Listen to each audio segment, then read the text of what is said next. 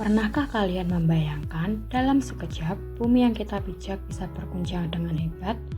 Fenomena tersebut menunjukkan adanya gempa bumi yang sedang berlangsung di sekitar kita.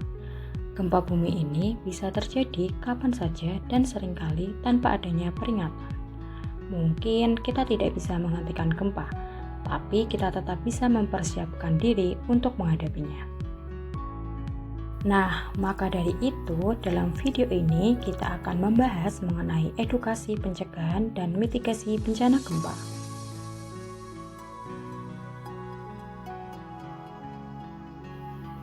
Gempa bumi adalah getaran atau guncangan yang terjadi di permukaan bumi akibat pelepasan energi dari bawah permukaan secara tiba-tiba, sehingga menciptakan gelombang seismik. Indonesia adalah salah satu negara dengan tingkat aktivitas seismik tertinggi di dunia.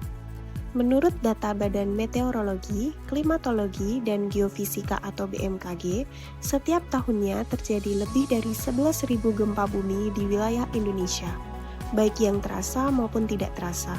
Itu artinya ada sekitar 30 gempa setiap harinya. Hal ini terjadi karena Indonesia berada di pertemuan 3 lempeng besar dunia, lempeng Indo-Australia, Eurasia, dan Pasifik. Posisi ini menjadikan Indonesia sangat rawan terhadap gempa bumi dan tsunami. Berikut ini merupakan contoh gempa bumi yang pernah melanda Indonesia. Pemirsa, gempa bumi berkekuatan 4,1 magnitudo mengguncang kota Bogor, Jawa Barat. Sejumlah rumah mengalami kerusakan berupa keretakan tembok. Hingga sejauh ini belum ada laporan resmi total kerusakan dan korban jiwa. Warga Bogor dikagetkan gempa bumi berkekuatan 4,1 magnitudo pada Kamis malam. Berdasarkan data BMKG, gempa berpusat di Kelurahan Rangga Mekar, Kecamatan Bogor Selatan. Warga berhamburan keluar rumah saat gempa terjadi. Gempa yang berdurasi kurang lebih 3 detik ini dirasakan sekitar wilayah kota dan Kabupaten Bogor. Beredar video amatir dari warga sejumlah rumah di berbagai kecamatan mengalami kerusakan. Dan kerusakan ini didominasi tembok yang retak hingga bagian plafon rumah yang runtuh.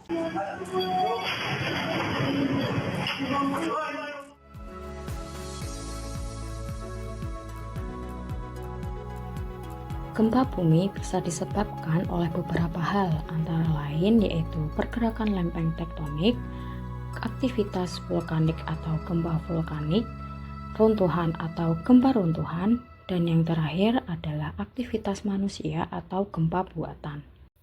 Yang pertama yaitu pergerakan lempeng tektonik. Pergerakan lempeng tektonik merupakan penyebab terbesar dan paling sering dari gempa bumi.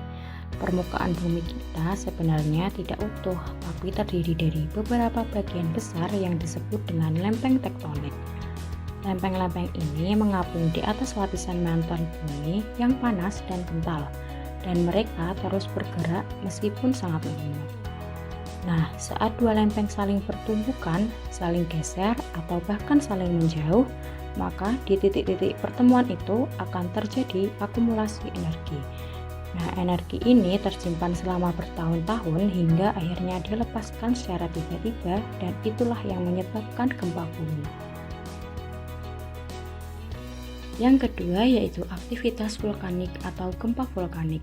Gempa ini terjadi karena adanya aktivitas magma yang naik dari dalam bumi menuju permukaan. Biasanya gempa ini terjadi menjelang atau saat gunung api meletus. Tekanan dari gas dan magma menyebabkan getaran-getaran yang bisa dirasakan di sekitar gunung berapi. Gempa vulkanik ini biasanya berskala kecil sampai sedang, tapi bisa menjadi tanda awal akan terjadinya erupsi gunung api. Contohnya seperti gempa-gempa yang sering terjadi di sekitar Gunung Merapi, Gunung Sinabung, atau Gunung Semeru.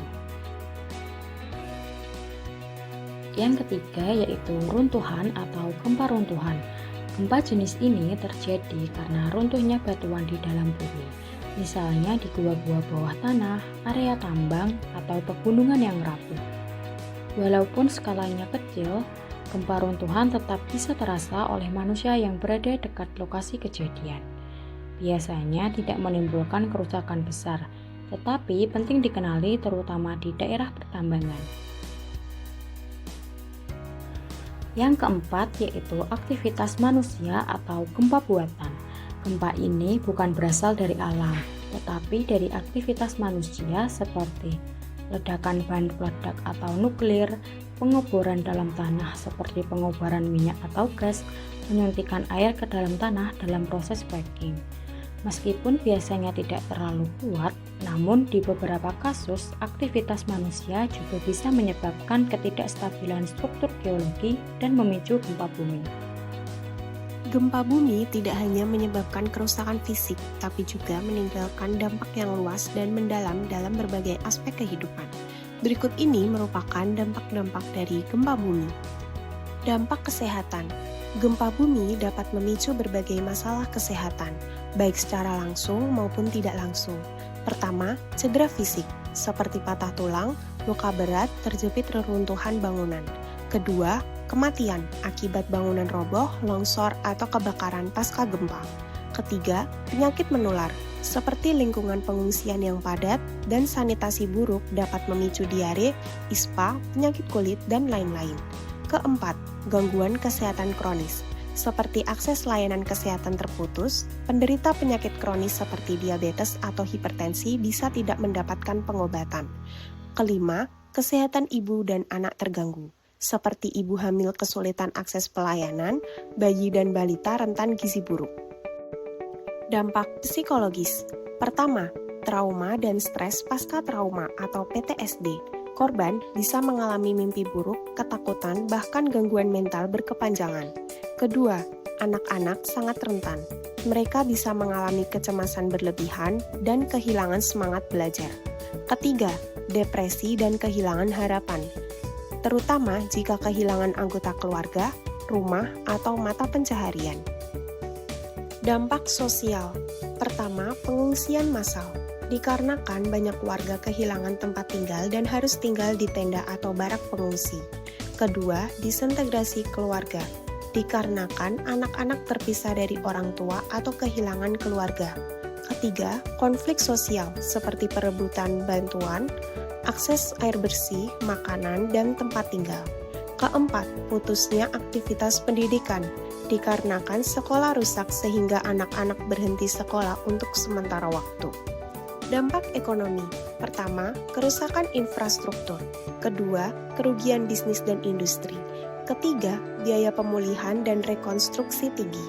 Keempat, gangguan rantai pasok. Dampak lingkungan. Pertama, perubahan bentuk permukaan bumi.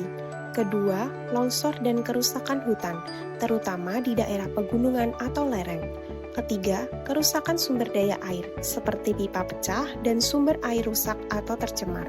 Keempat, potensi tsunami. Jika gempa terjadi di bawah laut, bisa menimbulkan gelombang tsunami yang menghancurkan. Selanjutnya yaitu upaya pencegahan atau mitigasi bencana gempa bumi. Mitigasi bencana dibagi menjadi dua jenis. Yang pertama yaitu mitigasi struktural atau fisik, kemudian yang kedua yaitu mitigasi non-struktural atau non-fisik. Mitigasi struktural berfokus pada upaya teknis untuk mengurangi dampak gempa, seperti membangun gedung tahan gempa, penguatan bangunan lama atau retrofitting, zonasi wilayah rawan gempa, dan infrastruktur tangguh. Kemudian untuk mitigasi non-struktural berfokus pada edukasi, sistem, dan kesiapsiagaan masyarakat. Contohnya yaitu seperti edukasi dan simulasi gempa, sistem peringatan dini, peta risiko dan jalur evakuasi, dan yang terakhir yaitu dengan pelatihan relawan dan kesiapsiagaan komunitas. Nah, teman-teman, itulah penjelasan kita mengenai penyebab, dampak, dan upaya mitigasi gempa bumi.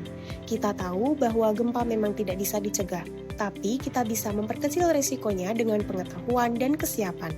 Sebagai penutup, dapat disimpulkan bahwa gempa bumi merupakan bencana alam yang tidak bisa kita prediksi secara pasti. Namun, dampaknya bisa diminimalkan melalui upaya mitigasi yang tepat baik secara struktural maupun non-struktural.